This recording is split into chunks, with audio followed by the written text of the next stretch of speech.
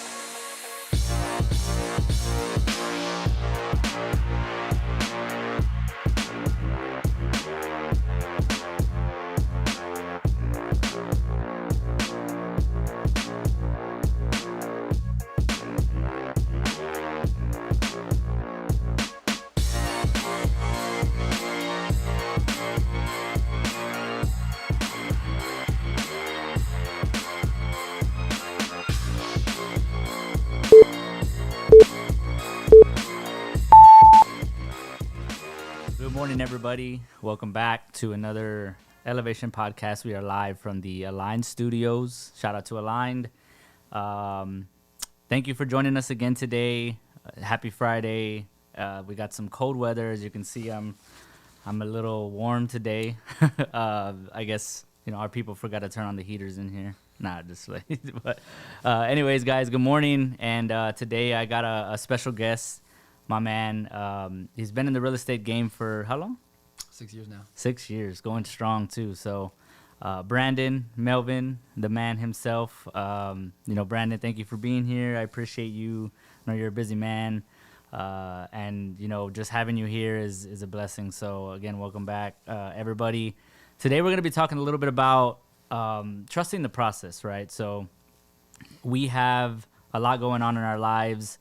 And whether it's real estate or whether it's something of another sort, you're trying to pursue a business, you're trying to do something else, make sure that you just trust the process, right? And we're going to kind of dive in a little bit into everything and, a lot of different topics today. My man here is a specialist when it comes to helping agents.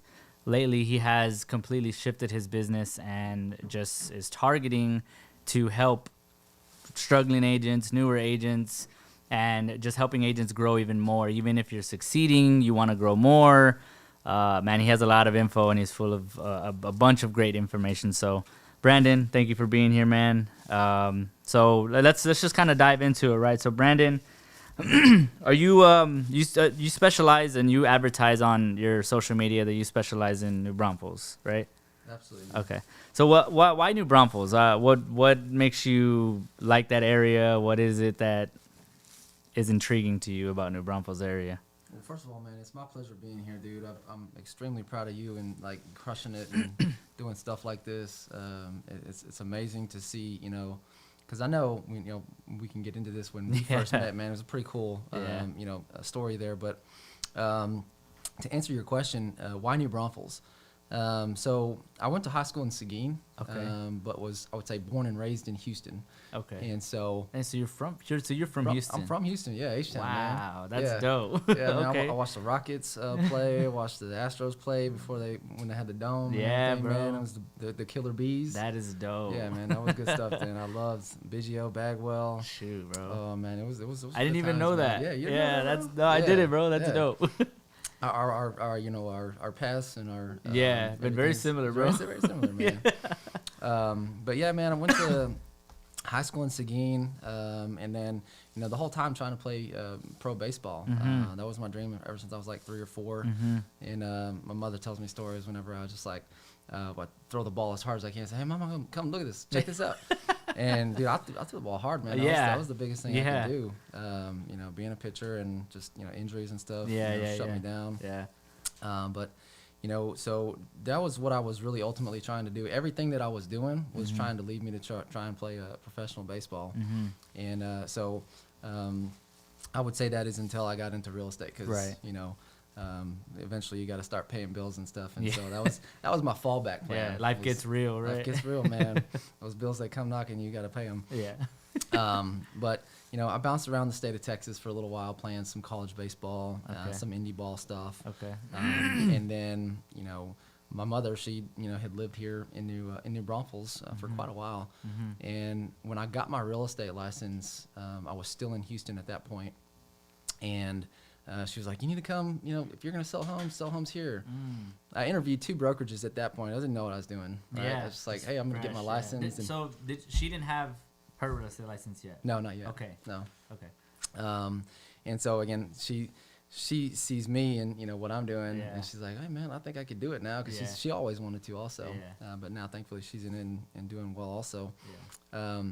But so I interviewed 2 brokerages, Okay. and you're gonna laugh at me when I tell you how I chose the one I chose.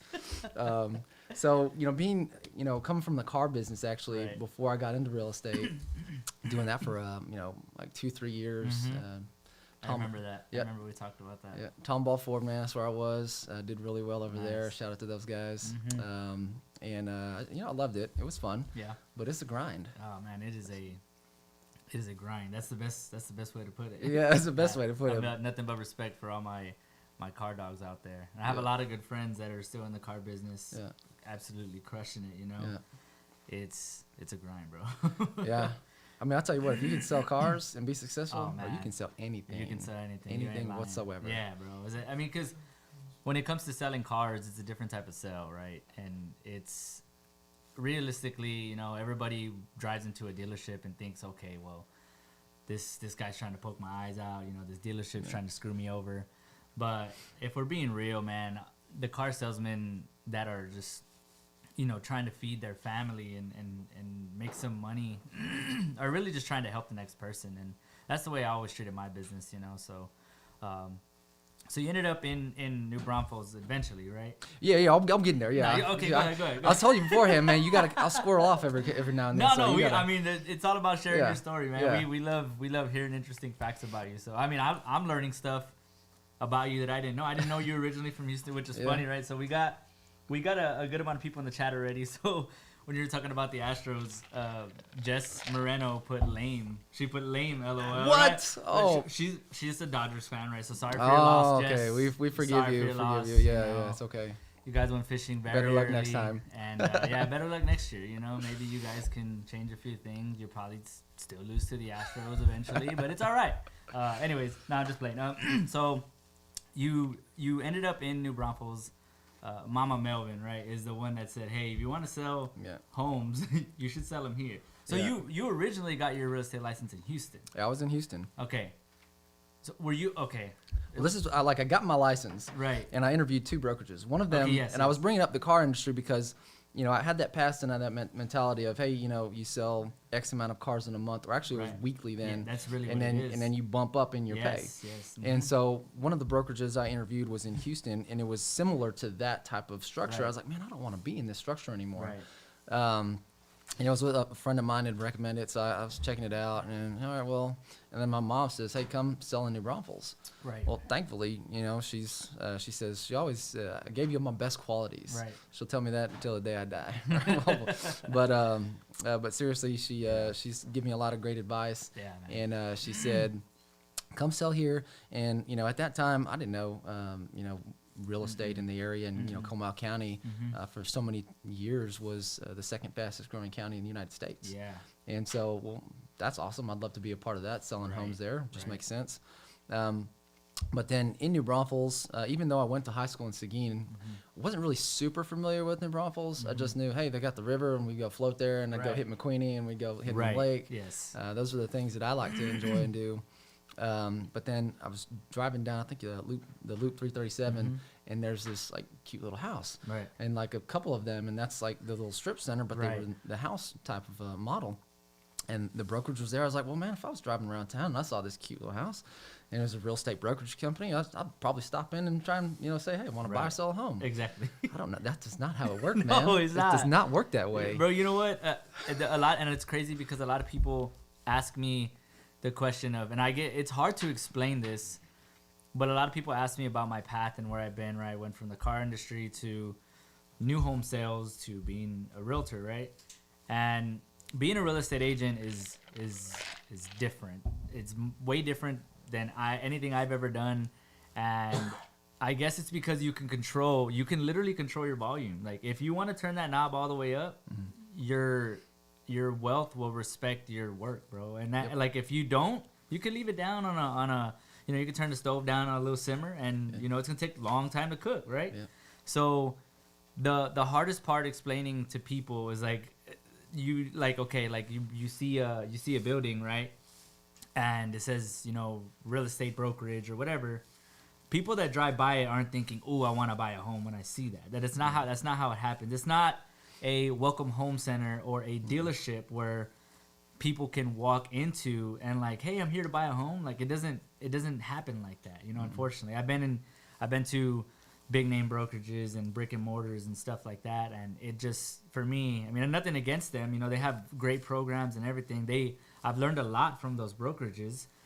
It never happened like that. So trying to explain that to somebody, for instance, like I've had people in the car business that have reached out to me and like, hey, what do you think about the difference? What do you think I can do it? And I'm like, man, like that's a tough question to answer. I think anybody can do it, but you got to put in the work, right? I don't know what your work ethic's like. I don't know if you leave the car business, if that work ethic goes out the window, because when you clock into a dealership, you have somebody on you, and it's like, hey, do this, do that, do this, do that, and you can either do it or not. But if you do it, you'll be successful. So in the real estate industry, I think getting with the right community, right, the right brokerage and the right group, the right team around you, the right sphere, is gonna help you drastically, right? 100%, man. So you said you were driving by the brokerage, you saw it, and that's not how it happens, obviously. But so how did you choose your brokerage in? So that was my main I'm like, those are the two brokerages, man. God. I look at that one and I'm thinking, this is a cool house. I had no idea how real estate worked, man. Obviously. But you know what? I'm hungry. I'm a hustler, and so and that's why I think we get along is because we have a similar drive. And prior to me being in the car business, I was a personal trainer. Pretty much every significant like job I ever had was almost 100% commission. And so it's hard to teach the work ethic that you get paid what you're worth, right? And so I think I'm worth a lot, so I'm going to work hard to get that. And the more value that you can provide to somebody's life, the more value you can add, the more that you get compensated for it. For sure. And so I added a lot of value when I was a personal trainer. Still, again, trying to play professional baseball, but I'm doing this in the meantime. Figured I can help people at the same time. Right. And it was fun. I enjoyed it. But that was kind of where I first had the taste of, I'm going in to a job, and good friend of mine, I still talk to him to this day. Justin, he was my store manager. Okay. And I go in there and I say, hey, look, I'm looking to start my fitness career here. I can do this training thing, and I'm like, cool. They hire me. I'm like, so where are my clients? And they look, I know. In for something, Again, man. I'm hungry, but I don't know what I don't know what I don't know. That's crazy. And so they point to the floor and they say, they're out there, go get them. Yeah. I'm like, you're not going to put people in my schedule? Like, it don't work that way. And so I was like, all right, all right, let's go do this. Let's go sell. And so I figured it out. Yeah. And that's, if you be around me a lot, you'll probably hear me say, figure it out. Yeah. You try something till it works. And so I went out there and I found clients and I was successful. Same thing in the car business. Came back to, get into real estate. And, I took everything that I've learned from selling personal training packages, selling cars, into real estate. It's just like the next evolution in my business career. Right. I figured if I can sell, $2,000 training packages, all right, be successful there. Sell, 50, 60, 70,000. Oh, man, cars are going way more expensive now. Yeah. Which is ridiculous, but it is what it is. Yeah.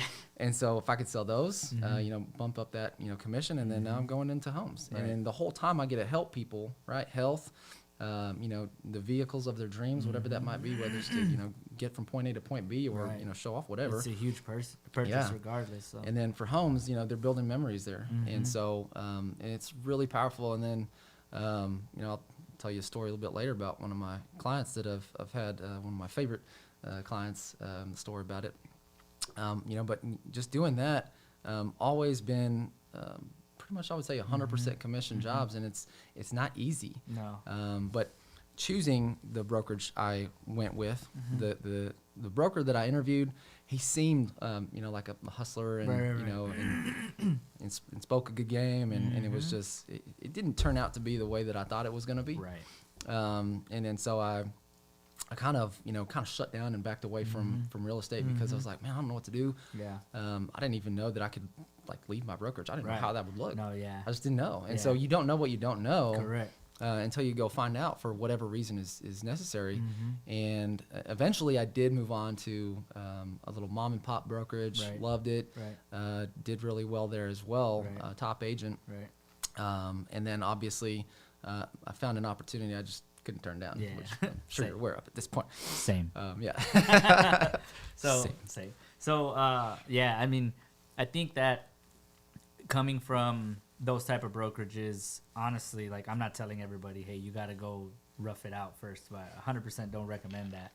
But going through that, right, along with myself, you have to learn, like, we learned the hard way, if we're being honest, you know. We had to gain our own clients, figure out ways, and it's funny that you say figure it out, right? Because I tell my wife that all the time. Like, I tell her I'll figure it out. Like, that, bro, that's my typical response to a lot of things, right?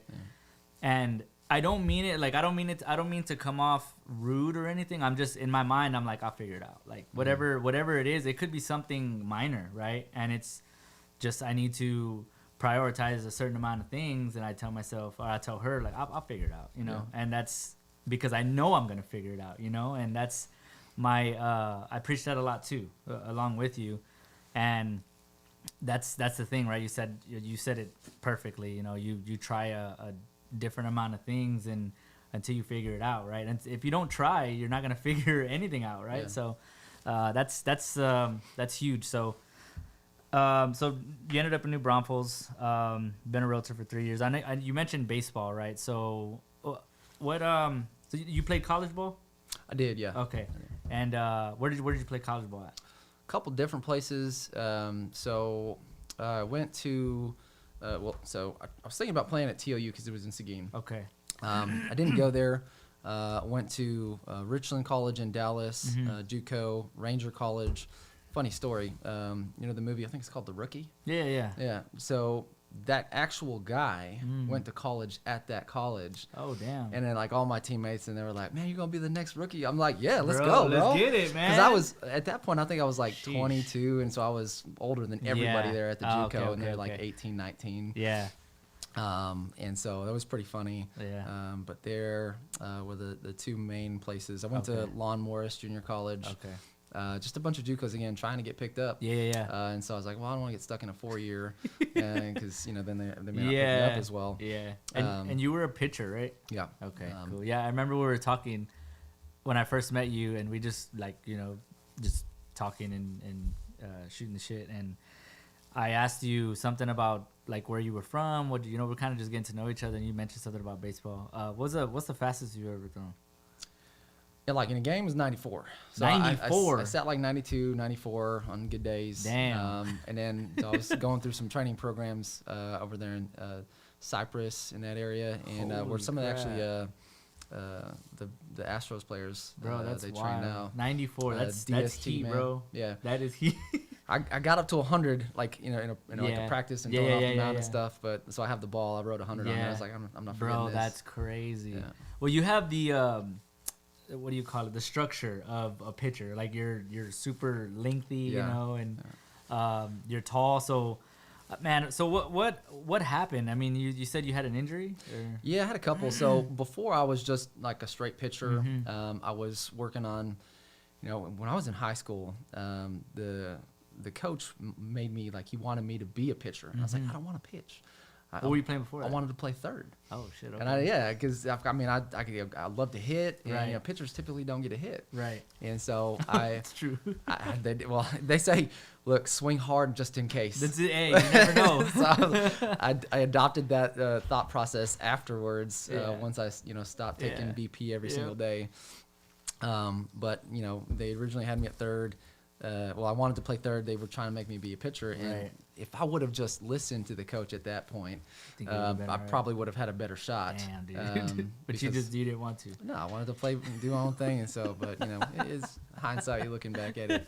But then in college, my freshman year, I was actually working on being a shortstop, and the coach was going to get me drafted, and I was still crushing it, hitting. Damn. And then I had a hernia, and so I had to sit out, and then the next year I had a new coach, and basically wiped everybody off of the roster and brought his own team. So I was like, man, that's kind of a bummer. But and then I came back a couple years later because I didn't want to let it go, and I just always had an arm. So that's when I was like, well, I'll just pitch. So that's kind of how that turned out. And Damn, dude. Then I hurt my biceps tendon. Tore that. It's just like just one after another, bro. One after another, man. But and so my parents didn't want me to play football because I'm probably gonna get hurt. Like I ended up in the hospital a couple times already. Bad, dude, playing baseball, man. Yeah, that's crazy. So, man, so you went from baseball. What was you're a real estate agent now? What was your first job? Ooh, so I think back in high school, I can remember working at Walmart. You worked at Walmart? Yeah, and then it was actually maybe like Handy Andy. Oh, yeah. Like Handy Andy. Yeah, exactly. I think it was like here in New Braunfels, actually, because we lived in McQueenie. Wow. And so I remember going up there, and I was just like super awkward. And I can remember like the break room was like a little dingy old place over there. Just and I'm for like, real, just dude. here, like, all right, just give me a paycheck so I can go. I'm just trying to get in and get out of here. Yeah. Yeah, but then I went to Walmart. I would say that would be like my first real job. Right. How long I stayed there. Right. But I had fun there. I worked at the garden center. I was a cashier. I was a cart pusher. I was like, man, I'm pushing all these carts. I'm going to do it to my limit. Yeah. I had a good time there, and so that's where I first like maybe would have recognized like the management and how to interact with them. Got you. And I was just like, it didn't matter how high up you were. I'm just gonna chill. I'd go back to the manage the stores, everything. I'm like, yo, hey, cool, what's up, man? Yeah. And I've always adopted that. You're always like that, yeah. Yeah, and I don't like. Yes, I respect people for sure, right? So that's definitely important. Yes. But I'm just as I'm just like the next guy. And they're just like the next guy. Like so, professional athletes or however high up someone is. We're just people, man. And so I figured that out early, and I also figured out that I watch people, and when they work hard, they see the results that they're looking for, and so I've taken both of those philosophies and run with them. Yeah, nice, man. So there's a lot of people in the chat. They're in and out. So good morning to everybody. Thank you for tuning in. Elizabeth Salazar. Oh, by the way, if you have any questions, just shoot them. It doesn't matter what it is. It could be about real estate. Could not be about real estate. Could be about this fire shirt that he has on. Whatever, right? So a story on that one. Yeah. So Elizabeth asks, "Did you ever try to be a country singer?" I wanted to be, honestly, no joke. I wanted to sing. Bro, you look like a country singer. Hey, maybe, I don't know. Hey, it might be in the future, Let's right? give it a shot, Hey, just swing hard. You never know, just man. right. You gotta take the swing, right? That's cool. All right. So you started at Walmart, Handy Andy. Did you ever think that you would be helping families the way you do and helping agents? Like, did you ever, at that time, you just started did you even know about real estate, or did you even think about it, or at all, like, period? Or So I knew about real estate, and I don't know, it's probably, those times you got HGTV, you got the Yes. flip or Oh, flop. yeah. I think that was when they were first coming out. Yep. I had always wanted to be in real estate just after my pro baseball career. And so that's one thing. I just ended up getting into it a little bit earlier than I wanted to. But we all watch those shows and think, hey, I could do that. I'm like, I'll figure it out. Yeah. So I got into it and started figuring it out. But Yeah. I didn't think that I would be helping, families buy and sell homes and make memories. It didn't make sense to me at that point. Right. And then also helping agents do the same thing and grow their career and help their families at the same time of helping other people. Yep. I never saw that. Right. What I did think of was, hey man, I want to flip homes, Right. because I know that some of the most wealthy people on the planet, first of all, is entertainment. Yes. Didn't make it there in baseball. I tried, Right. I had to So go for it. someone Elizabeth said, give him a guitar. Yeah. I actually tried to learn a bit, but dude, like my fingers, I don't know, they're like sensitive, and I couldn't like do the riffs, bro, and you I'm could. like, this is killing me. Yeah, I'm out. But just give me the mic. Maybe I'll do that. Someone else play the guitar for me. So yeah, do entertaining, right? Yeah. And then anything to do with real estate. And so those were my top 1 and 2. And so I wanted to flip homes, and so I figured out, hey, look, I'll get my real estate license and learn the ins and outs of the business and try and figure it out that way, and maybe have some cash flow coming in, Right. from helping a couple people buy and sell. And so at the end of the day, I'm looking for that passive income check so that I can get more of my time back, Right. to do what I want with it, when I want, who I want with, Right. and all of those factors.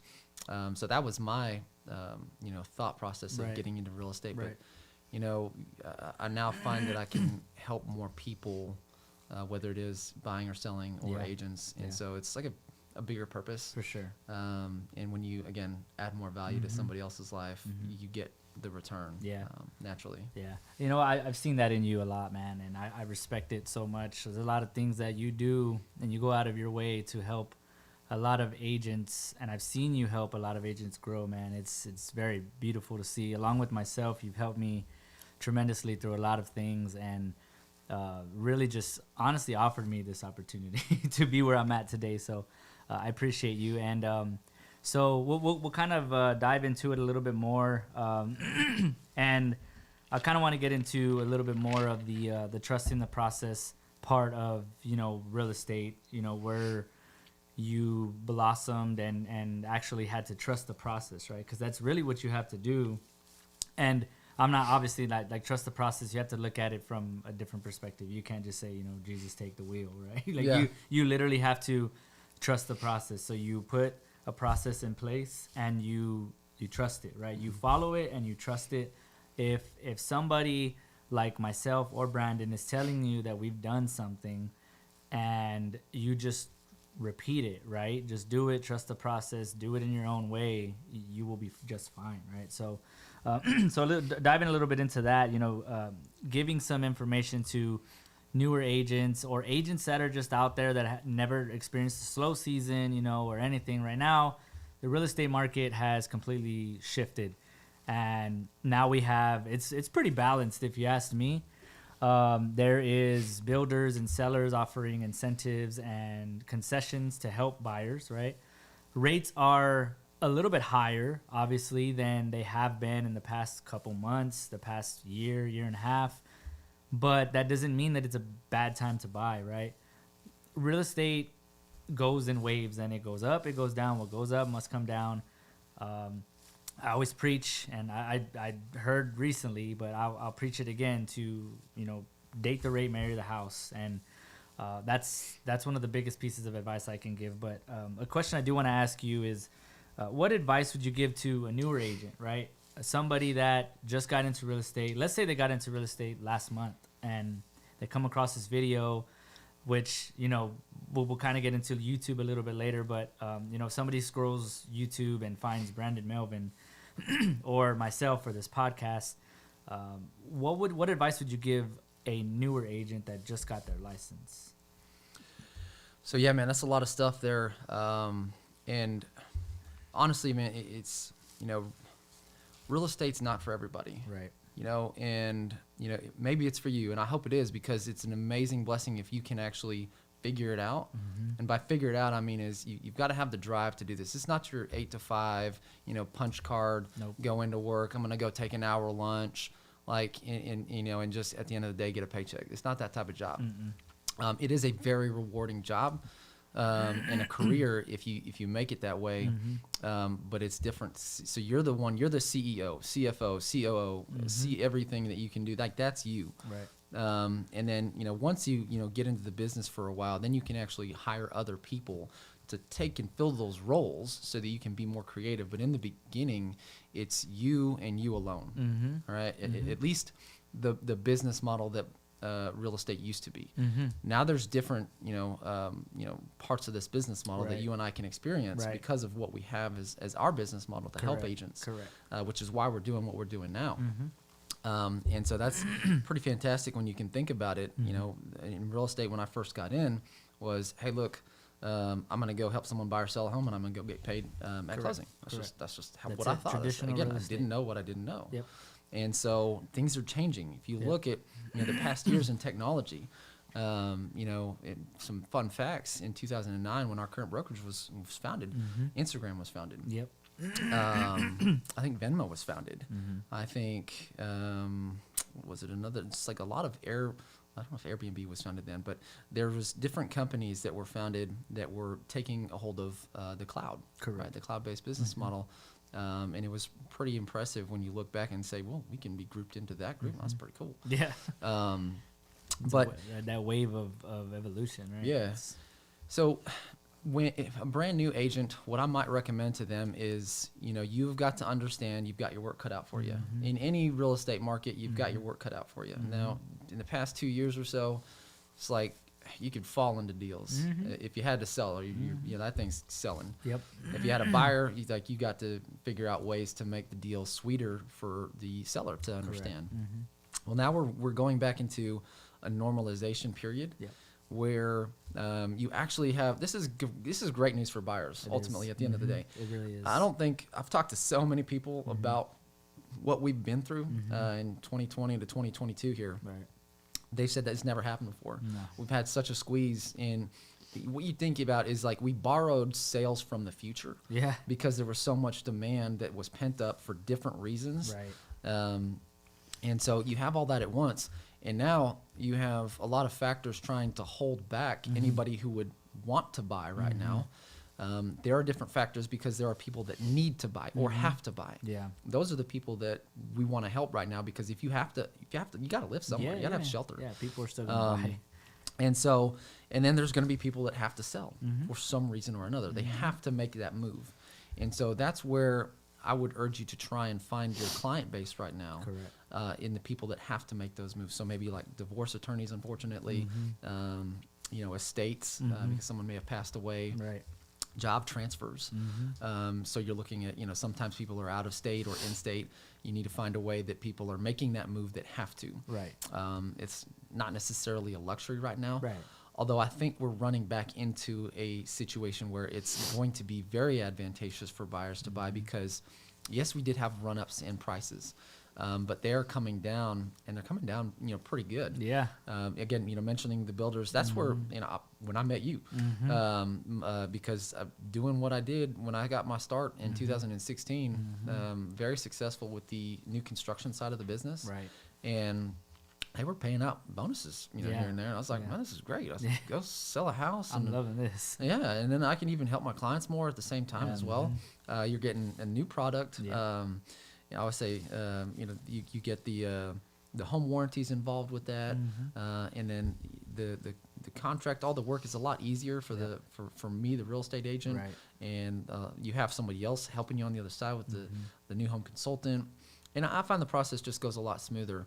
Yeah. But there's some drawbacks. You don't have mature trees. Right. And so that's the biggest objection that I would have when someone's looking at new construction. Well, I want mature trees, and now they have the smaller streets and stuff sometimes. But there's whatever, you got to listen to your client at the same time as well and figure out what do they really want. Right. And it's not like, I want a 4-bedroom and a 2-bath, 2.5 bath. Yeah. Well, what do you want that for? Correct. Like, what are you going to do like with all 4 bedrooms? Correct. Well, I got, me and my wife, whatever, we're going to stay in the primary bedroom, and then I got 2 kids that have theirs, and I want an office. Right. Okay, so would you be open to having a 3-bedroom with an office? Right. Like, these are things that you don't need. Yeah, you don't need the 4th bedroom. But maybe they wanted it to close it off. Correct. Yeah. So there's just different things that you've got to ask them to fact find. Don't be an order taker. For sure. Actually provide a value and a service to your client, and then if That's you can huge, demonstrate that through all the social media that you have to use, which I'm sure we'll get into, then people will recognize that you know what you're doing. You're the real estate industry professional that they need to reach out to. Yes, exactly. And they'll know you before you even know them, which is really cool. Yep. Because then you have, raving fans out there that will reach out to you. Absolutely. But the what they would most likely need to do in this industry to get started right away is wake up early, right? Go to bed late. Know that you have to work hard, and right now is going to be a little bit harder than normal. Absolutely. But there's ways to have business working. And man, I could give you a couple ways right now. That and it's not easy, find 10 people per day that you've never talked to about real estate. You have to follow up with them for the next 90 days. However, whether you're at the gas station filling up on the tank and someone else is on the other side, there's spark up a conversation. You at a restaurant, conversation, getting coffee at the drive-thru, picking up medication at CVS, Walgreens, whatever, Walmart. Like, find a way, get yourself out there. Social media, obviously, putting posts out there, but find a way, talk to 10 people, and don't be like that person that's just like, I'm gonna hand out all my cards. No. I guarantee you, that ain't coming back to you, bro. You have got to get their info. Yeah, so that's the thing about traditional real estate, right? And I'm not saying traditional real estate doesn't work, because obviously people are still doing it, but the actual evolution of real estate has evolved so crazily that, like you said, right, handing out your cards, just like if I see some guy at the store, right, and we're grabbing coffee and we're paying, and I'm like, hey man, I overhear him talking about something, thinking about selling. Maybe he's on the phone with his attorney or something, right? And he's like, yeah, we got to sell it or whatever. And I overhear him, so I walk up to him and I say, hey man, here's my card, right? Let me know if you need something. I walk away. He's not gonna call me, bro. He's probably gonna see it and be like, cool man, I for sure will hit you up. And let's say that. What I mean? Yeah. So, but. My wife gives me stuff all the time. She laughs at me because I talk to everybody, bro. And I create, man, it's I don't know, man. I just love talking to people. And I think I gained it from the car business too, like you said it. So my advice to real estate agents that just started would be to get your name out there. That was the biggest thing I did. I didn't know what I was doing. I didn't know how I was going to build a business. I had already kind of put my name out there, not fully. But people kind of saw that I started selling homes. I started in new home sales, my real estate career, and I got my name out there. I just let everybody know that I was selling homes. And it doesn't matter who it is. Add people on Facebook. Obviously, you want to avoid the bots. There's a bunch of people who are trying to hack people on Instagram and Facebook. But just, get your name out there and really just spread the word. Stay active. I have been blessed in these past couple months, man, that I haven't, over the past couple years, I've developed a business where, like you said, I have raving fans that really genuinely love me because I have helped them or helped their family or somebody that they recommended to me, which has just been a blessing. And that's why putting a lot of effort and taking care of your current clients to the T, not just treating them like a number, but treating them like family is huge. Finding the solution to their problem, right? If they have to sell, they have to buy, or what they actually need, right? You meet a client, they tell you, hey, I need 4 beds and I need 2 baths and I need a 3-car garage. Okay, well you have 1 vehicle, so why? You know what I mean? Yeah. Why? I understand. I want that too, right? My home currently doesn't even have a garage. Did I want a garage? Yes, but you have to compromise, right? And that's the thing about the home search as well, right? You're not gonna find everything that you want or everything that you may need, but you know the necessities that you really, when it boils down to what you actually need, you have to. Our job as a real estate agent is to find that solution, right? Mm-hmm. People are still gonna buy, people are still gonna sell right now. You just gotta go find them, and like you said, it's a different market, right? The past 2 years, and it's crazy because I got into the real estate industry when it was, oh wow, damn, Brandon almost knocked over. Nah, just kidding. So in the real estate market, when I first joined, rates were at 7%. Mm-hmm. So I was still selling homes, I was still helping people, and people were still purchasing and selling. It's just a different market. Then we went into a phase where, like you said, nobody's ever seen it before. It was like, hey, you want to buy a home? Cool, let's get it, right? Like that's the way it was. Deals were falling in people's laps, and now I feel like people are entering some of the most difficult times in real estate as an agent, and it's becoming a lot tougher, right? So people are starting to see the actual true colors of a lot of real estate agents and stuff like that. But my advice would be just to get your name out there. Let everybody know that you sell homes, and strike up a conversation, like you said, whether it's at you're getting your tires changed, you're getting an oil change, you're grabbing some coffee, you're at the grocery store. Just be a nice person, and just it'll come back, right? Just it'll come back to you in a different way. Just be a nice person and spread the word of your business, and treat it like a business, and it'll work, right? So you gotta find a way to relate to them, man. That's it. That's it. Like my girlfriend made fun of me one day because so we were at HEB, and like I do that. Yeah. Strike up a conversation because I'm like, my end goal is I'm trying to figure out a way to talk to you about real estate. That's it. And so this lady had like Cool Ranch Doritos, and she was checking it out, and I was like, man, I love those chips. Those are my favorite chips. There you go. Who says that? It's like, I do. I do. I'm that guy. Yeah. And she like ran off there. Like, it wasn't an awkward conversation or anything. At least I didn't think so. Mm-hmm. And then so we were like, all right, bye. But like, she was en route going somewhere else. Yeah. And so, but like, that's the kind of person that you got to be, is just find a way to relate to them. And that's, I figured she probably likes them or something. And there might be a story. Or, oh, he said, they're not for me. They're for my grandkids or whatever. Oh, cool. And I could have like taken that a different route to go into real estate. Yeah, exactly. But that's what you got to look for when you're in person. Right. And so I know you're talking about, telling everybody that you come across, and I don't know what other questions we might get into, but like the video aspect of it is huge. Yep. And if you want to, my biggest tip right now is to do lots of video, right? Because that's where people are at.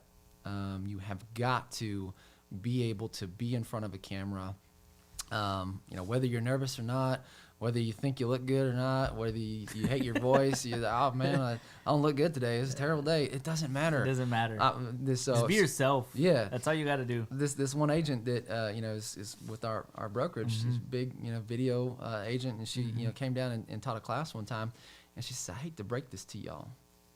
People already know what you look like. Yeah, today it's a brutal, honest truth. It's brutal, honest truth. So like, just put yourself out there. Yeah. Like, people are gonna see you. People already know what you look like and how you sound and everything. So I mean, what are they gonna say? Oh, this guy sounds terrible. Like, no, you've heard me before, but why didn't you tell me to my face? Yeah. And if someone don't want to work with you because that will forget them. Yeah, exactly. Right. You wouldn't want to work with them anyways. No.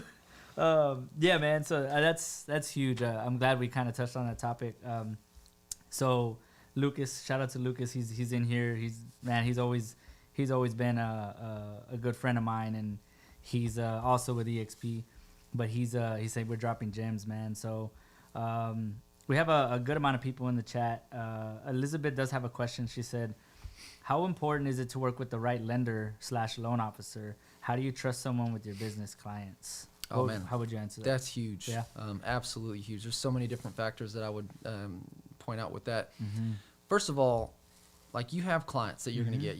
They're going to be maybe your family, your friends, right. People that you come across every single day, but they're going to trust you. And a lot of them are going to be first-time homebuyers. So they look to you for guidance. They look to us for guidance to be able to help them in the right direction. Right. We need to be able to help them understand the entire process from start to finish, because I've had stories is, well, I didn't know all these costs that were associated, the option fee, the earnest fee, Right. got to pay for appraisal maybe, Yeah. the survey, there's a lot of like costs that could come out of this that you may not know about. Correct. And does your lender require the appraisal fee, put a credit card on hold for that, or do they cover it and then you pay for it at closing? Like there's a lot of things that you need to know about. There's a lot of thin lines that a lot of agents and a lot of loan officers working with the right ones, right? And it's funny because some of the clients that I've helped recently, they tell me stories about the lender and the real estate agent that they just worked with, which is me and my lender, right? And they told me that when their friends ask them questions, when they're obviously like they're already in the process of using another realtor or whatever, they ask them like, hey, did you know that, or did you know this? And they're like, well, yeah, I mean, my agent took care of that, like told us that, like your agent didn't tell you. And they're like, no, like their process has been terrible, right? And I'm like, should have called Rick, you know what I mean? But I think it's huge to answer your question as well. Elizabeth is, yes, I think it's huge. Elizabeth is great as well. And I think it's huge when you're working with the right people, whether it's the right brokerage, the right group, the right team, whatever it is, it's huge. And a loan officer is huge in this process because they give great information. A seasoned, I mean, I'm not saying you need to be a seasoned loan officer, but a veteran loan officer knows a lot. It's been through a lot. Working with the right agent and the right loan officer, it's all about them having experiences in the past that they've learned from, right? So I think it's huge that clients think about that. So if you're scrolling across this video and you're a client, you're thinking about purchasing or selling, reach out. I mean, we're willing to help and give all kinds of information. Even if you don't use us, we'd love to just give you some information that'll help you make the right decision for you in your future. So absolutely, man. And I have 2 channels on YouTube. Yes. One's for buyers and sellers and one's for agents. Correct. And so, I just put out good content that should be helpful to people. Yep. And then, hopefully in return, if you, do decide you need a real estate agent, correct, or, you're maybe looking for, a change in scenery and, different, because business is tight right now and you want to look for different opportunities, that's what we're here for also. Exactly. And the lender thing, man, you got to have someone who's going to take care of the client and communicate. That is the biggest thing that I have fired a few lenders because of communication, man. Yeah, communication is huge. It's got to be there. And programs. Right now, programs are important. You've got to know how to be able to get the job done and be creative in the financing. So find a lender that's going to communicate and knows what they're doing, been in it for a minute, and is able to make sure there's different programs out there that might be more appropriate for your client. Right, absolutely. I couldn't agree with you more. So, so another question I have for you. You mentioned YouTube, right? And you've recently got pretty big into YouTube, and this is Mr. Consistency. Like if he has a middle name, it's Consistency, man. Because I've seen you stay consistent, and everything that you've said that you're gonna do, you stick to it, bro. And I respect it. So, if somebody is like an agent, right? They're looking to get into the social media side. They're looking to start a YouTube channel, whatever. Is it okay if they reach out to you? 100%. Yeah. Okay, cool. Absolutely. So Brandon has been helping agents along with myself, man. I started a YouTube channel as well, and I'm actually just now starting to release more content on how to purchase, how to sell, and stuff like that. Like he said, if you're scrolling across the video, and maybe we can provide some information to buyers and sellers or whatever, just giving updates on the market and everything like that. Back to what I was saying, I've been blessed the past couple months to have developed a business the past couple years that has helped me because, of course, we have a 6-month-old son, right? And he's, man, the best thing that has ever happened to me, bro. And it has completely changed my life. So, but what it has done is put a halt on social media stuff. I'm still selling homes. I'm still working. But as far as like the putting it out there hasn't been 100% there because that time has been dedicated to him, right? I'm gonna announce it eventually on Facebook and stuff. But I just became an Icon agent 2-time again, right? So I'm still selling. I'm still selling. Still helping people sell, helping people buy, and it's just I've been blessed because my raving fans, like you said, I've put enough work in the past that people that I've worked with are recommending me still to people. And, you know, and it's not even I've never gotten a text of, hey, are you still helping? Are you still selling real estate? It's, hey, Rick, I got this person. Or, hey, Rick, my uncle. Hey, Rick, my cousin, my best friend at work. And I'm like, cool, let's make it happen. Boom, we make it happen. We make it happen. Referral business is huge because they already have trust. You've already helped. You're living like proof of the product that you've helped. You've helped somebody get into a home already. So, but yeah, it's been a blessing. So as far as the YouTube side, you said somebody can reach out to you. What advice though would you give somebody that is looking to start a YouTube channel? What would be the first thing? Like, hey, let's say I stroke up an idea. You know what? Today I want to start a YouTube channel. I'm a real estate agent and I want to start a YouTube channel. What would be your advice to me? Great decision, first of all, because honestly, video is the biggest thing that you can possibly do right now. Yeah. And the way that I try and discover what I want to put out content-wise, what's somebody else putting out right now that's being very successful. There you go. All right, so man, Jay Kinder, also with eXp Realty, man, crushing it. Love all the advice and stuff that he gives. Oh yeah, dude's amazing. Amazing, man. Him and Michael Reese, Oh yeah. met them both. Crazy successful people in life in general, and so they're amazing. Yeah. But before I knew them, I always thought of like R&D as research and development. But now I think of it as rip off and duplicate. It is true though, That man. is true, yeah. You know, and I'm not like gonna just go copyright somebody or plagiarize whatever. Right. Like I'm gonna be me. Right. Like, but I'm gonna see what's working. Right. And so when someone says, "Hey, I want to start a YouTube channel," all right, cool. What do you want to do it on? Right. Like figure that out. Yeah. And like if you're in whatever city you're in, maybe say, you know, selling whatever. Mine's like, you know, living in Central Texas. Yes. That's my buying and selling channel. Right. And so I tried to encompass Central Texas in general. So from San Antonio to Austin is typically how I want to roll that. Yes. And so I have different, you know, tabs that I'll put in, like videos for New Braunfels, San Marcos, shirts in Cibolo. And so, and just doing that so that I can get that whole area. That was my thought process behind there. But, you know, if you're living in Atlanta or, you know, living in, you know, Tampa, whatever it's going to be, like, go with that. The biggest thing to that, because then you're also probably going to get some, you know, some traffic just because of in the name. You know, everyone's probably familiar with hashtagging. Right. And so that's huge as well. And, you know, when I first got into real estate, this was I really hated this advice, but looking back at it, it was probably really good stuff. Yeah. But it was the way that he said it. And I had a question. He's like, well, Google it. I'm like, bro, you're my broker. Come on, man. Like, help me out. Answer the That's reason why I'm question. here. Yeah. So that was just like blew my mind. But honestly, you know, if there's, that was, you know, 6 years ago still. I mean, you know, social media is still taking off. Right. YouTube's still taking off. But one of my biggest pieces of advice would be YouTube that. Check it out, because I guarantee you someone has probably put out some content about whatever it is you're looking for. Yeah. And so if you're going to start up a YouTube channel in your city, right, come up with that title, and you've got to be consistent, right? At a minimum, like you got to do like one video a week. Correct. Right. But that's just like kicking the tire down the road, Yes, man. Really, yes. you really need like 3 videos a week, right? And then do different shorts, like a short every single day. Right. Now, and then you can, you know, obviously you've got Facebook, Instagram, all these other video platforms that you can put out there. It may seem daunting at first when you're thinking, how many videos do I have to put out a month? Right.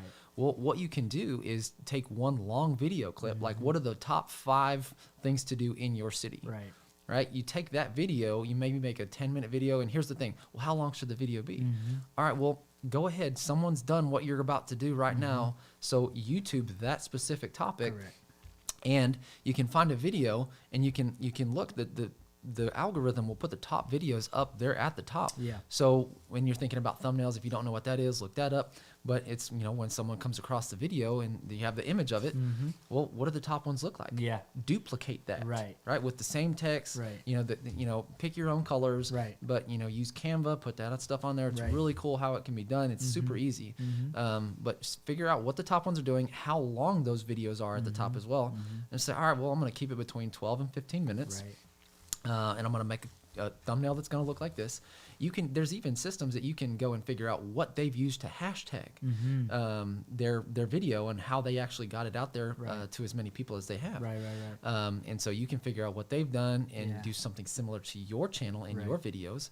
And I want to say after 10 videos, the algorithm starts to understand what you're putting out content-wise. Right. So you really want to get enough videos to start off with. And they don't have to be the greatest, but you got to put out content. And it starts to recognize who your audience is going to be. Right. And so it will push it a little bit more. And I think once you get to 50, it's going to push a little bit more because it's more fine-tuned. It knows who your audience really is. So then it's going to try and find more people like that audience who interacts with you. Right. But again, take that video, 5 top things to do in whatever city, and then now you can break that down into what's number one. That's one specific video that you can put out at some point. You cut that, chop that, 2, 3, 4, and 5 as well. Those are some shorts. And so just make sure that when you're shooting the video, like, man, I got started off with my iPhone. I still use my iPhone. This is a nice camera, man. Phones have taken like a crazy leap, and man, is you can. I mean, yes, right. You can go and buy the most expensive equipment, and of course, it's gonna look a little better, right? But I guess what you're getting at is don't use the "I don't have the equipment" as an excuse, because get out there, bro. You can pull up your iPhone or whatever phone that you have that you're using social media with, and you can make a video, right? It's just actually going and doing it. Just you just got to press record. You just have to go out there and you got to do it, right? So you'll get better. Yes. You just put the content out there, be consistent. It will get better. You'll figure it out. Correct. Yep. So I do have another question, and we have a little bit of time left, but I do want to dive into a few more things as far as the actual topic of trusting the process and stuff like that. So. In your own words, what would you describe or tell an agent, a struggling agent, a newer agent, or just an agent that is, done okay but looking to take it to the next level? What advice in your own words would you say? How would you describe the phrase trusting the process? So, having a mentor or coaching, growing up playing baseball, that stuff that's given me the background of trusting the process, because they say they've been there. Like, figure out who's been there and duplicate what they're doing. Yep. And so you got to surround yourself with the right team, and put yourself in contact. Like, what is it, that rule where you have 5 different people? If you're the closest 5 people that you're around, I can tell you exactly about yourself, the type of person you are, your bank account, everything, where you're going to be in the future. So if you're not satisfied with the top 5 people in your life, then, either elevate them or work on finding new people in your life that's going to take you to the next level in your life. And like I said, that doesn't mean that you can't help people up at the same time. Correct. But you definitely have got to think about your surroundings and the team that you're with. Right. And so, I absolutely respect everything that you're doing, man, and I see you crushing it. And so that's why I love being involved with you, because you're always looking to take it to the next level, man. Yeah. And absolutely. Same here. And so, and we're in a partnership, and some other people within our brokerage as well. We're partnered with them, and we all coach each other. And so you can see, man, I say the book has already been written. Facts. All you have to do is turn the page, and that's what's really cool, man. Yeah. And everything is just, it's already there, and we can even do it faster because we've seen what works. Correct. And what doesn't work. And so that's why I try and surround myself with my mentors and coaches. You got to plug yourself in and trust that what they're telling you, if they've been successful, that what they're telling you will work. Yep. You just have to give it the right amount of time and effort. Right. And you can't be like, oh, well, I tried this and I did that. Well, it's like, did you really? Yeah. Like, look at, because they said, well, I called a few people. I messaged. Did you? How many did you call? How many did you message? Well, I posted on social media. Well, I did. How many posts did you do? Like, if you're going to err on the side of too much. Yeah. Grant Cardone, man, I know we both respect him and all of his stuff. This is why I wear this 10X rule on my arm right here. I haven't been to one of his conferences yet, but I want to. But the timing hasn't been right, but I've read it. I read the book. Well, I audiobooked it, so I audiobooked it twice, so I did read the book. Yeah, I've read it like 5 times or 6 times now, man. I keep going. Bro, that book is phenomenal. Yeah. But it's about taking it to the 10th level. Yes. It's not about, hey, I'm going to up my game. Correct. How many posts you put out there? Like, he's like blowing up. In his book, like, he talks about, he's working on coaching and building that type of business model, and taking it completely different than anyone's ever done before. And so someone from his team had said, hey, we're getting a couple people saying, unsubscribe. We don't want to do this anymore. And he thought about that for a second. He's like, no, we need to do more. Yeah. We need to put more posts out there. We need to put more content out there, send more people. First of all, those people that want to unsubscribe anyways, they're probably not going to buy from you, first of all. Right. So you're just going to save yourself time and effort and energy from wasting your time. Yeah. And then the people that ultimately were going to do something with you, now they're even more excited because they get more content from you and all of this stuff. And so you really have to, and there's so much saturation in the market with videos and social media and everything. So you have to put a lot of content out there. Like, don't underestimate the power of what you have. So someone says, hey, do this, right? And so put the video out there. That's what I'm telling you right now. Videos will get people in. So the first best thing you can have is referrals, because they trust you. Correct. The second thing is someone who's watched your video over and over and over again because they see you, and now they're like, I'm going to reach out to this person because they're like me. I like them. Correct. They relate in a different type of way. So, man, trusting the process is huge. Like you said, get with a mentor, get with somebody that has already written their own book, and just turn the page. It's that simple. You don't have to rewrite the book. You don't have to change it. Yes, there's going to be everyone has a different story, but just know that the process has already been created, and just duplicate it in your own way. It's that simple. So, Lucas said, question, where can I get that bracelet? Man, bro, I got to check. I think I have an extra one. If I do have an extra one, it's yours, bro. So I'll definitely get with you. And if you haven't read the book yet, you should. I'll get with you after this, bro, and I'll send you the book. It's amazing. So, but I got to check if I have another one. If I do, it's yours for sure. So, I got one, man. You do? Let me know. Oh, dope. Yeah. Okay, cool. Yeah. Sounds good. If I don't have it, he has it. So that's the way we work. So. All right, so we got into trusting the process, and another question I do have that I really wanted to ask you is, I know you're all about helping agents and helping people grow and stuff like that. So your business has completely shifted, and it's not just recent. It's been for the past year and a half or so since you joined the brokerage that we're with. You've been helping a lot of agents, and I've seen you put in so much time with helping agents, along with still helping families, right? So that's 10x in it. That's kicking it up a notch. That's a whole gear that you didn't even know you had, I'm sure, right? Mm-hmm. And you turned it up a notch, and you were like, you know what? I'm just gonna figure it out, right? I got to make it happen. So, anybody that is looking to get into real estate, obviously, they can reach out to us, and we'll give you any advice and help you as much as we can. But one question I do have for you is your rookie self, right? You're rookie in the game, and what you know now versus what you know now at when you were a rookie. What would you tell your rookie self when you first started? If you could see Brandon Melvin walking into that mom and pop, right, on the side of the road, thinking you were gonna get people that walked in that want to buy a home, right? What would you tell yourself? Figure it out, man. But this ain't the way right here. Yeah, my first steps figure out this is not the right way here. Be open-minded, man. Because I don't know what I was doing, man. Two brokerages, just two. That's it. Yeah. Look at different opportunities. Be open-minded because things aren't the way they were. Mm-hmm. Even a year ago, 5 years ago, 10 years ago. Mm-hmm. Technology has just taken control of everything that we do. Everything. And so if your business is not involved heavily in technology, I don't see it being very successful in the next 5 or 10 years. Now, yes, the technology market is taking a hit just because, the stock market does its own crazy thing. Yeah. But, if you ask yourself, where's it going to be next 5 or 10 years?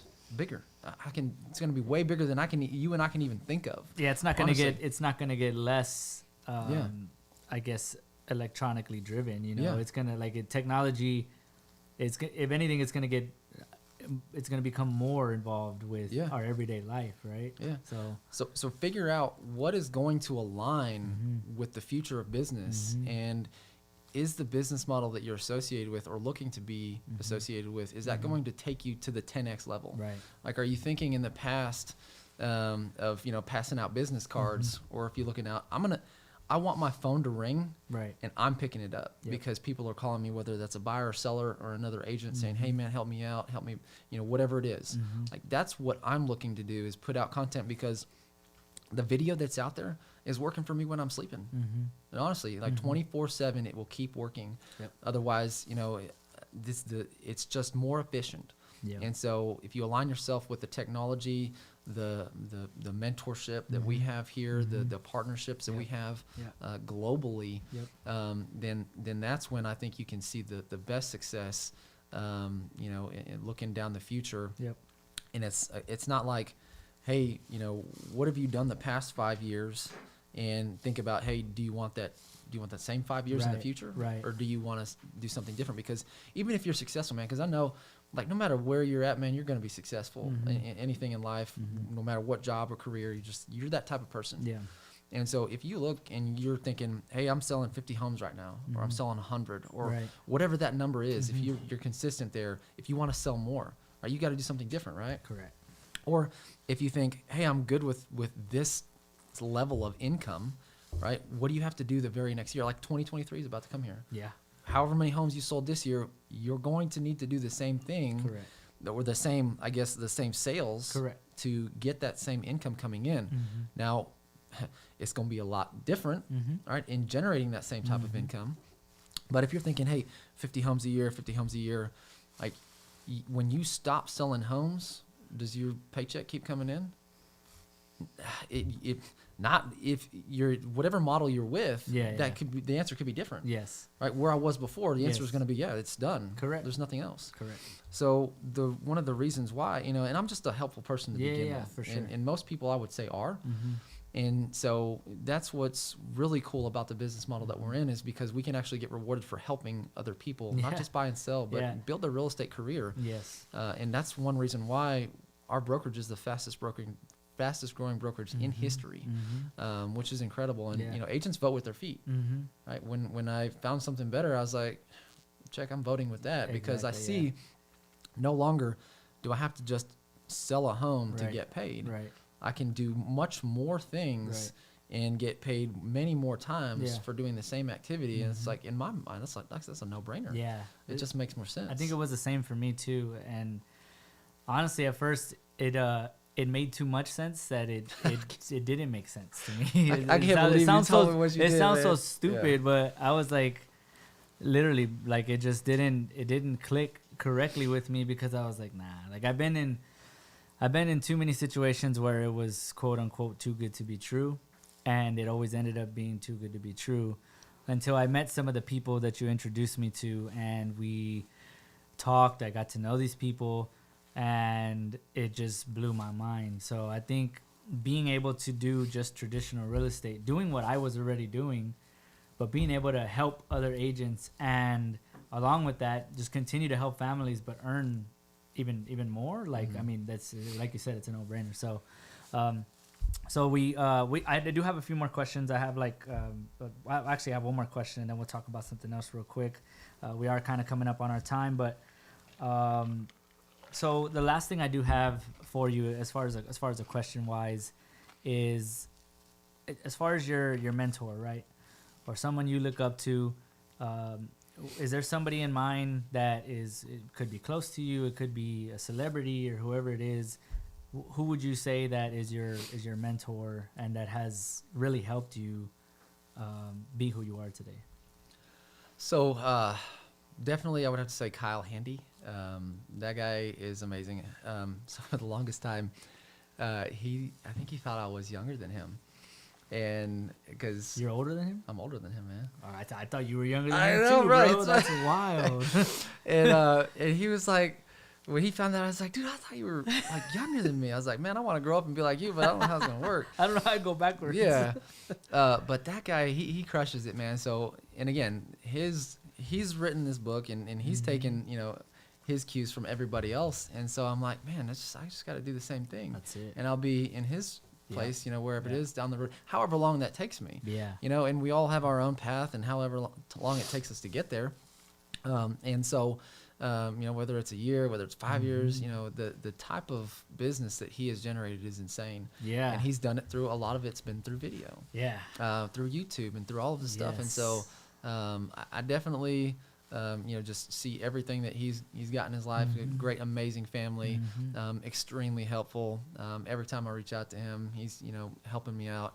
And so anytime that, I want to be, someone that I can relate to. And so wherever you're at in your career also, by the way, is, somebody else is aspiring to be where you're at. Correct. And so there's somebody that you can help out there, no matter what it might be.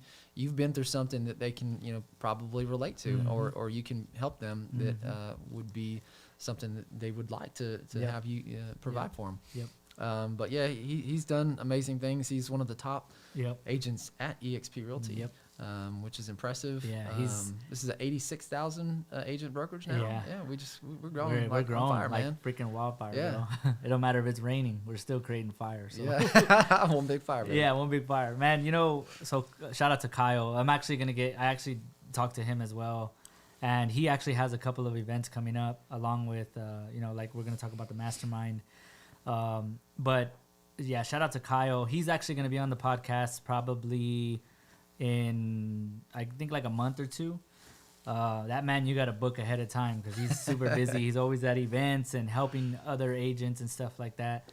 We are both under Kyle Handy's downline, so I'm blessed with the opportunity to have Brandon on my team and Kyle Handy. Kyle Handy has helped me tremendously with just everything, and Kyle has been through a lot. He's started his own brokerage, right? He started his own brokerage, and he's now at the brokerage we're at, and he now has probably like 90% less responsibility and makes more income, which is honestly ridiculous. Obviously, we'll get into that later. It's not all about income. The fact that he helps people and is being rewarded for it is just amazing. So he adds a lot of value, so he's compensated well for it. Yeah. So that's the thing. So again, check us out on YouTube. Check out Brandon and check out Kyle.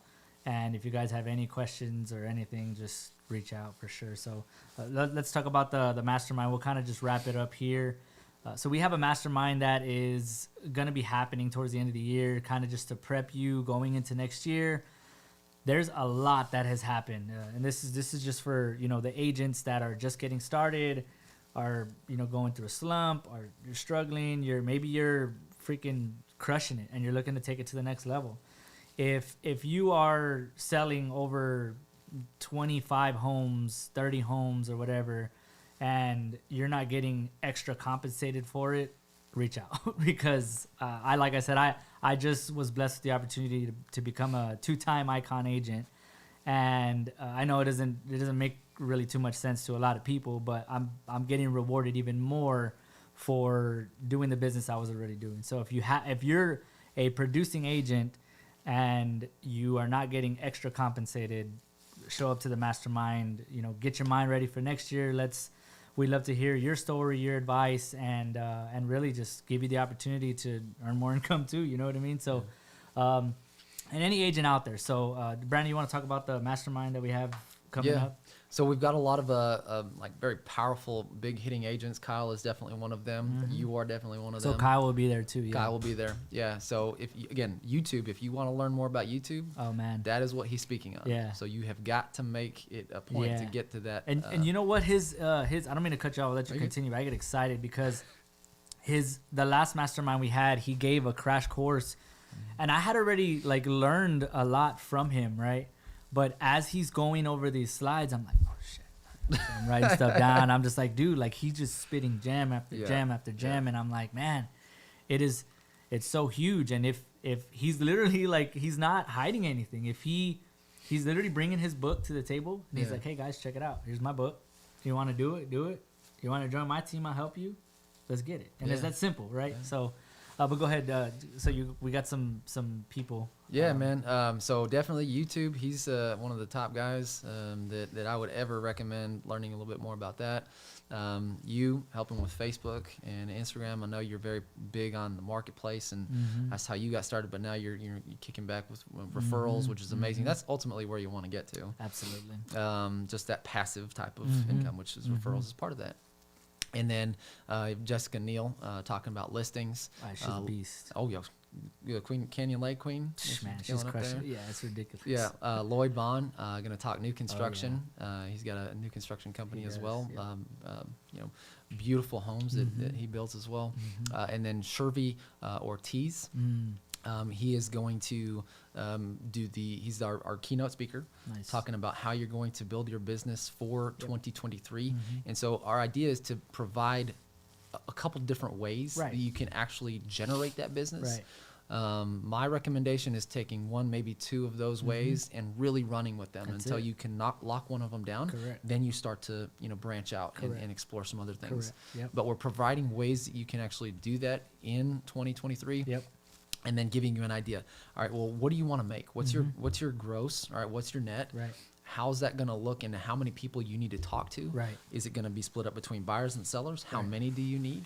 How many appointments do you have to close the deals that you need? How much money do you need to spend to be able to do that? Like, it's really in depth. So I am really excited. I've been through one of his courses before, and it's just like, you are going to get so much out of this.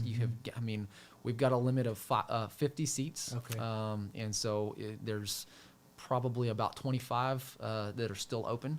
And if I need to, I can maybe open a little bit more. We'll see about the facility, but definitely if you want to hit that up, register.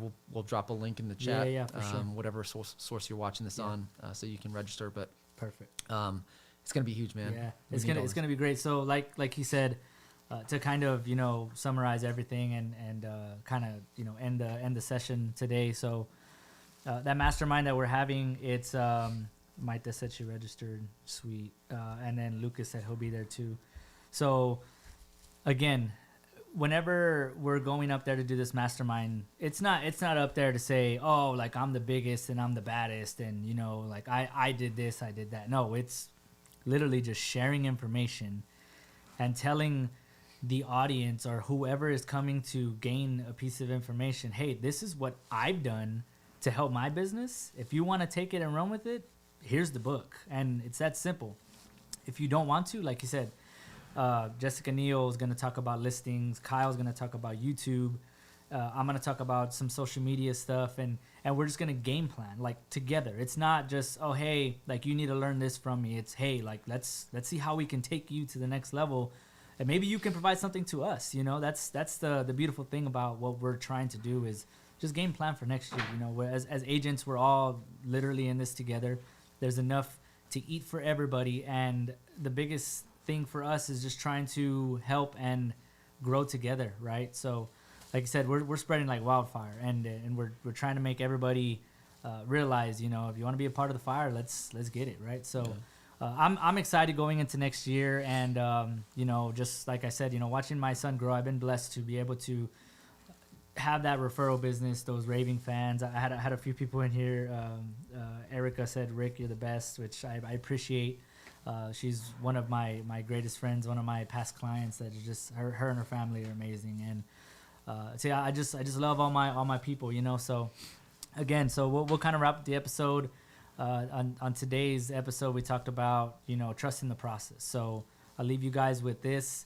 Just trust the process. Put something together and put a plan together. If you don't have a plan together, then there's not a process you can trust. But if you just get with the right people, surround yourself with the right people who have already written the book, and just take it and, what'd you say, R&D, right? Or rip off and duplicate, Rip off and duplicate it. It's that simple, right? And so whether you're trying to, like I said, I repeat this a lot, but it doesn't matter if it's real estate or anything else in life, find something that has worked for somebody and R&D it. It's that simple. So just trust the process, guys. Whatever it is, I've been trusting the process. I know Brandon has, and it's played out very well for us and our families, and the process is still continuing. So the marathon continues. And thank you guys, everybody who hopped in my boy Richard said, car business guys, welcome. Shoot, bring it on, bro. Absolutely. Register. Yeah, we'd love to have you there, man. And I'm sure you can learn some stuff that, you know, just will help you and really just, you know, grow. So last thing I'll leave you guys with is we are on Spotify again, right? YouTube, Spotify. You can throw us on in the car. You could throw us on in the shower. You could throw us on wherever you're at work. You know, throw some headphones in, listen to it. We try to shed as much knowledge and share our experiences with you to hopefully help the next person grow. So that's the ultimate goal for the Elevation Podcast. Every other week, so every 2 weeks we do one on a Friday, and you know, just to help the next person grow. So, you know, hopefully you guys can gain something from this, whether it's my story or whether it's Brandon's story. Hopefully you guys can, you know, gain something from it. That's the ultimate goal. So shout out to everybody who has hopped in. I hope you guys have a wonderful weekend. Brandon, man, thank you for being here. I appreciate you coming on here and shedding some knowledge with all the agents and everybody out there, man. You have a lot of fans and a lot of people that look up to you, including myself, and we just appreciate you being here, bro. So It's my pleasure, man. Man, so thank you guys again. Follow us on Spotify, YouTube, and remember, you know, just trust the process. So hope you guys have a great weekend and stay elevated. We'll see you in the next one.